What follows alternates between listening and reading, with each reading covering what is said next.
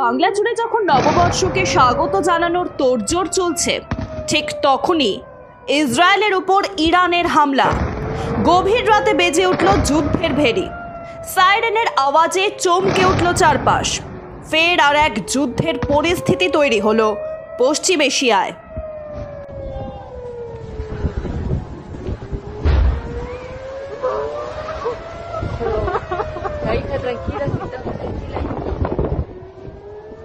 Solo tuvo que llegar. Bueno, pues nos comunica con la populación.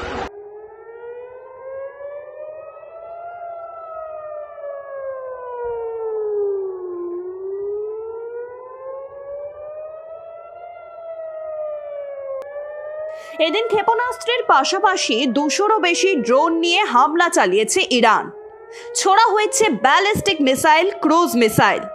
তবে এগুলির বেশিরভাগই আকাশপথে ধ্বংস হয়ে গেছে।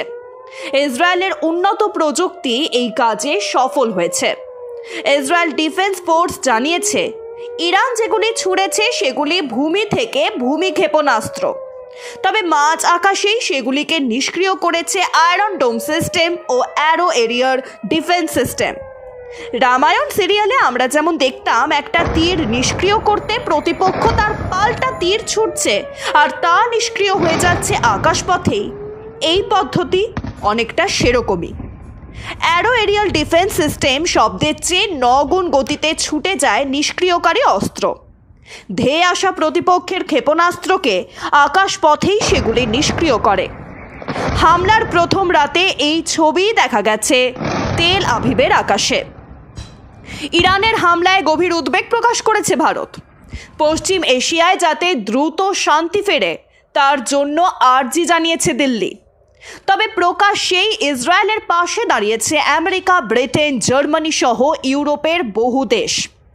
ইসরায়েলের প্রধানমন্ত্রীর সঙ্গে ফোনে কথা বলেছেন মার্কিন প্রেসিডেন্ট জো বাইডেন। ছুটি কাটছাঁট করে তিনি দ্রুত হোয়াইট হাউসে ফিরেছেন।